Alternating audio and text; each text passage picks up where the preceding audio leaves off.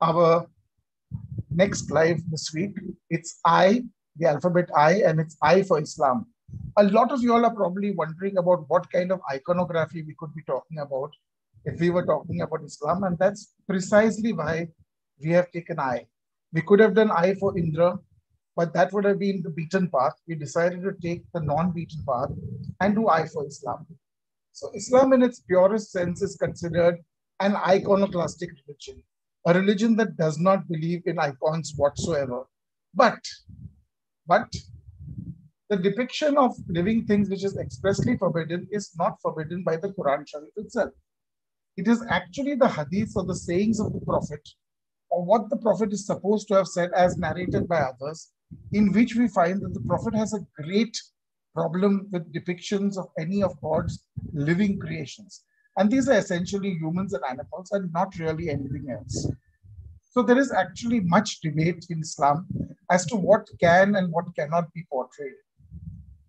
In the absence of human and animal and plant motifs also being lumped together, the icons used by people in Islam are essentially aniconic in nature. So this is very much like a Shivling. You know, a Shivling represents Shiva and the union of Shiva and Parvati, but it's actually aniconic. It's very much like the Bodhi tree that represents the Buddha, or the footprints that represent the Buddha, or the stupa that represents the Buddha.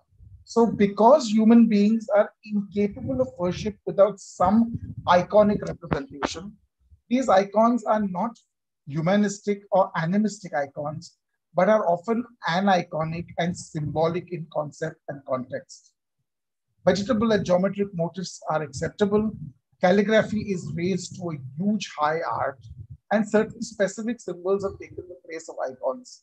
These include images of the Kaaba, the holiest of holies as far as the Muslims are concerned, the number 786, which is basically the Surah Al-Alaf 786, not 786 in one continuous this thing, the crescent and star, which is actually a Byzantine symbol of a slightly later period, and the bifurcated sword and the predominance of the color green, which is the color of the Prophet's daughter Fatima. Even more interestingly is the fact that early Islamic art actually saw many depictions, but these were slowly phased out over time. And interestingly, in the Shiite schism, there is much more art that we see, though it does not directly depict the Prophet himself. In the very early period, the Prophet himself was depicted more often than not as a veiled person, wearing a veil in front of his face so that his face was not seen, because that would be idolatrous. The veiled image was later replaced with just his steed or a white rose or a cloud, especially in the Miraj stories, the soul stories of his ascension, before being phased out completely. Interestingly, there is a lot of art under the Islamic banner itself, which is humaniform and animal form art. And we see this in the beautiful illustrated volumes, such as the Shahnameh of Firdausi, Nizami's Khamsa Quintet, and various other places like that. You see a huge revival in India under Jahangir and Shah Jahan, and Jahangir actually has himself portrayed with the lamb and the lion lying next to him and him standing on top of a globe, almost, well, giving him some sort of divine right to rule and some sort of inferred divinity. So the Kaaba, which you see on the top left-hand side, and that's an actual photograph of the Kaaba, is a very, very, very strong, very important representation of Islam, and is very often something that you will find in most Muslim houses. It also sees itself being drawn, and you see a beautiful image of the Kaaba on the right-hand side. That's the illustrated manuscript of the life of Layla and Majnu, and that's Majnu's father taking Majnu to the Kaaba to perform the Hajj. And you can see the angels on top, and you can see obviously the angels too are being drawn in the Shiite form and in the Islamic representations that you see here.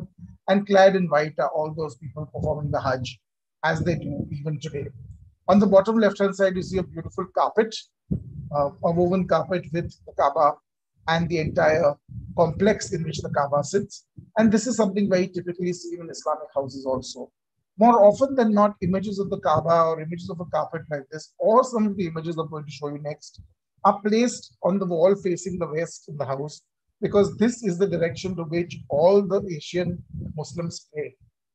Of course, if you live in the west, then it's on your eastward facing wall. So you pray towards the Kaaba, and this becomes highly symbolic and highly iconic. of what direction you pray in. Along with that, 786, which is a very, very important surah, which tells you not to come in the way of he who is trying to find the path to Islam, and admonishes those who waylay those who are trying to achieve this path. It's a very important verse in the Quran, and therefore it is something that is enshrined in various different ways. You will see the 786 shown by itself, along with the name of Allah, in a crescent and moon, shown along with a mosque and a minaret. And on the extreme right-hand side, it's shown with the Kaaba, it's shown with mosques, and it's shown with the dome of the mosque, a very, very important religious location in Jerusalem, which is important to the Jews, the Christians, and the Muslims. This is where, according to Muslim theology and mythology, the Prophet Muhammad ascended to heaven, and therefore this is a very, very important place to them. So these kinds of symbols, framed on house walls, in cars, in various different buildings, very often in shop establishments, represent that iconic absence that otherwise would be represented anywhere in any other faith which has icons per se. There is also a huge use of calligraphy, and calligraphy is seen in many, many different forms and many different ways. And interestingly, calligraphy is very often shown in animal forms. So these are not animal forms per se, but calligraphy written in a form that makes it look like an animal. And these are called zoomorphic calligraphies. Usually lions that are depicted always have verses in praise of Ali, who was called the Lion of Islam, and so on and so forth. So great masters of calligraphy can write out entire surahs in different animalistic forms, different zoomorphic forms. You also have the use of the Zulfiqar sword, which is the split-ended sword, which the Prophet is supposed to have carried at some point. This can be either calligraphic or actually drawn as a sword. You have various different flags that are Islamic, which also become very iconic. On the right-hand side top, you have the Saudi Arabian flag, which has the essential Islamic creed, which is La ilaha illallah Muhammad Rasulullah. There is only one prophet of God, that prophet is Muhammad. So that and the sword, in this case, some people think it's the adoption of the sword of Islam. Other people will tell you that this is essentially the sword that has been representative of the royal family. And of course, there is a crescent and star of the Turkish flag that you see below, which is also seen in a lot of houses. You will see calligraphy in many, many different forms, in many, many different places.